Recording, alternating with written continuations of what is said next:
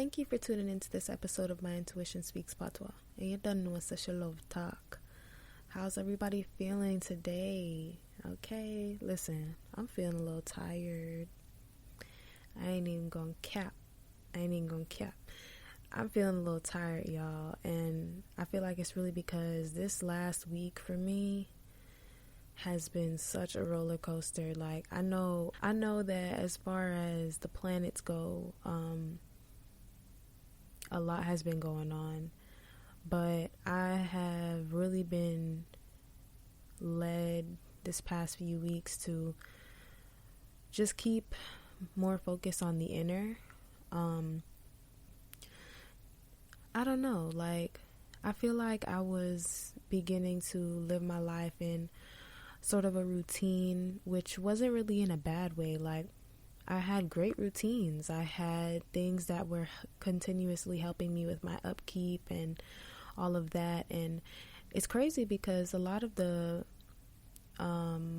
activities that I was partaking in were supposed to be, for my mental growth, my mental strength, my mental health. And it was almost like the repetition of these things, even though they were supposed to be expansive,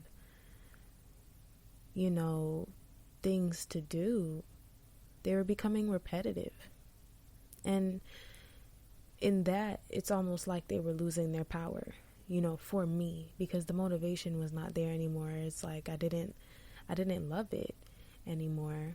And with that, I feel like I was experiencing a lot of high highs, a lot of low lows. But that's how it goes, Life is a circle. I also decided this week to start doing check-ins with myself. I've decided on 3 times a week. I know that might seem a little, I know that might seem a lot, but I think it's going to work for me to check in with myself at the beginning of the week, the midpoint of the week, and then the end of the week. And mostly for the beginning of the week, just having myself, be very open-minded when it comes to the things that maybe I want to do that week, maybe the things I don't want to do that week. And midweek check-in would be just me seeing what's going on with myself. How have things been going throughout the week so far? Have I been reaching the things that I want to accomplish? Am I beating myself up for not reaching those things? And then, the conclusion of the week, I hope to utilize to just look back, and regardless of what the week had for me, to look back in some sort of gratitude, and sometimes just however I'm feeling. Really, as much as it is expansive and helpful to have gratitude in every moment, there are some moments that you just have to be, some moments that you just have to take it how you take it, because that is you living out the human experience. That is you, expressing yourself in the way that you should in that moment, and that's really how things are supposed to be, But other than this, I was just beginning to fall out of the idea that things had to be done one way, I found myself surrendering to flow yet again, which is a beautiful thing.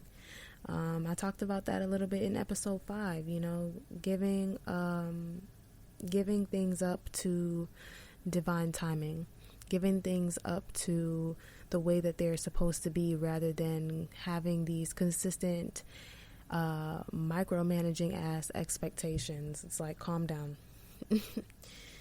Now, in today's episode, I want to talk about a couple of things, but really overall, I do want to get into the life of the average working person who's just trying to get by, even people who are, finding themselves in a place where they don't want to start a business like everybody else. They don't want to do those things, and it's like, that's okay, you know what I'm saying? Because if you feel like you're not ready You know what I'm saying? To be the main source of your income. Because first of all, it's a lot. Like, let's not act like this is 1, 2, 3. Like, it's a lot. Like, there's a lot that needs to be done. Like, even with me trying to drop, even with me dropping 4 episodes this month, even though I've been falling behind, I could not beat myself up. I was like, bro, at the end of the day, I'm gonna get it done. If you want to talk about it, like, so I'm not gonna sit here and be sad. I'm not gonna sit here and moan and groan. Like, I'm gonna get it done. Period. So like, if you're not ready to be the one that is consistently like bringing that in for yourself, you know what I mean? Because you going to work is doing that, but when you work for yourself, like, it's a whole other ball game. Like, that's okay, you know what I'm saying? Because at the end of the day, like, I also feel that it's important that people recognize that their hobbies don't have to be their hustles. Like, that's not necessary. You know, I feel as though there are things in this life that sometimes are meant just for us. Sometimes are meant to give to our legacy. Sometimes are, you know, just just supposed to be in some sort of solitude. You know, social media gets people so enticed in sharing and sharing and sharing. And sometimes there's things that you are really supposed to keep to yourself. Like, sometimes half of the things that people be tweeting about are things that they really could have kept to themselves. Like, Twitter is emotional warfare. I don't really be on Twitter like that. Sometimes I just be on big, what's it called, fat kid deals. That's all I do on Twitter, child. I log off. Yeah, bro, like, you cannot be living in your emotions all the time like that. Like, feel them, but don't react in them. Like, you know what I mean? Here I go sidetracking. I just don't feel like everything... Yeah. I just don't feel like everything you're good at has to be turned into a 6-figure income. Like, no. It's not...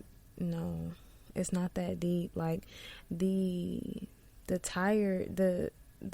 fatigue, you know what I'm saying? The fatigue that you're going to end up going through, the mental stress about it all, like, the things that can just naturally come with anything in life, you know what I'm saying? You have to be willing to deal with that kind of stuff for the things that you're willing to deal with it for.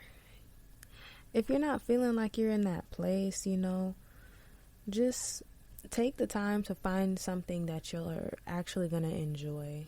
You know, don't be afraid to venture out for the jobs that you really want. Like, half of the time, people just be applying places because they're looking for money. Like, and then you wonder why you quit the job in 3 to 4 months. Like, longevity comes from knowing where you want to be. You know, knowing where you're supposed to be.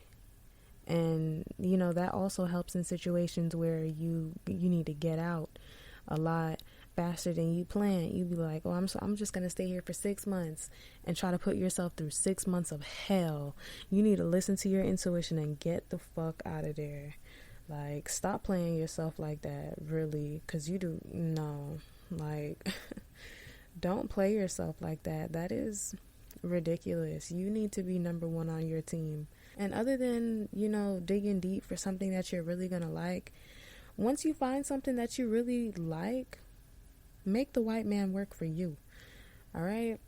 Figure out whatever it is in your job that is going to be able to allow you to dedicate something back to yourself.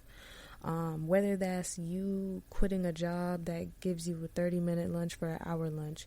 I don't give a fuck. Start small, baby. Now you got 30 extra minutes to work on you know, a side hustle that you actually want to do. You have, I don't know, you know what I'm saying? Whatever works for you, like, you're going to find that for yourself. I say dig deep. Like, when you're in that situation, make the white man work for you. Like, you already you already on the clock. Like, figure out what you can do, figure out how that job can benefit you. If you're a person that's looking to move up in positions and stuff like that, shit, do that. Like, recognize what you have to do, how many months you need to stay with the company, what needs to happen, all of that stuff. You know what I'm saying? Do what you need to do, talk to who you need to talk to so that you can get to that space that you're looking for. Like, don't don't waver. Don't wait on nothing. When you figure out what you want, go for it. So that way you can figure out if it's really for you. If it's really not for you, you can just toss it, or you can just go, you can just dive head first. Dive head first and get into it. Get all the way into it and find your success. You know what I'm saying? Your idea of success. And when looking for something that you like, you know, it's going to take you some time. It's going to take you some time. You're going to kiss some frogs before you get to the prince. Like, for that, I say be optimistic. I would definitely say be optimistic. Try jobs that aren't going to push you, but try jobs that maybe you wouldn't have gone for before. You know, it really allows you to make a lot more connections with people. Like, it really does. Like, try something new. Like, try something new, especially when your job is tiring you out and you really don't even know what you might specifically want for yourself. Maybe you're still looking around, like you don't know where you really want to be at. You know, even if you've been doing something for 13 years, I get it. The experience is going to get you money somewhere else. But if you are tired, tap out. Please, please, come on. The job that I'm working at now, which is the job that the job that I started the week after I came back from Atlanta.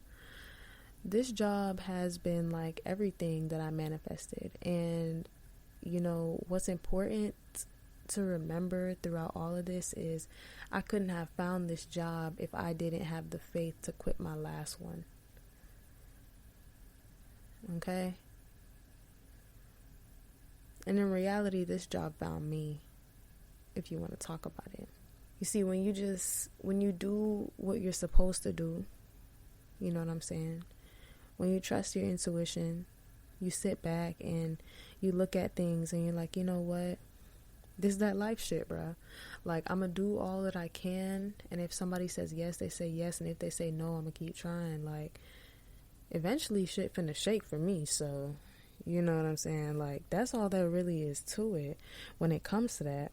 So, it's like when I was looking around at different types of jobs, there was this, I worked at a gym. I ended up working at a gym at some point, and that was okay. That was okay. This is why you got to release expectations. Man, that gym was elderly. I'm talking about just straight old people. Straight old people. I'm not gonna lie, there was like maybe a couple young kids, probably like 11, maybe 12. I'm probably pushing it, honestly. But all of them other geezers, yeah. they shook that thing up, like, with their old attitudes. You know how old people be. But when I was working there, you know, not only was working with the old people a little difficult, even though I've been working with old people like in different atmospheres for a really long time, it was like a lot. Like, they was just doing too much. They've been going to that gym since they was 15 years old, so they think they could tell me what to do, like as if they paid a light bill. It was getting to be a lot. After that, I ended up having an incident where I found out that a manager who wasn't even really my manager was like watching me on the cameras.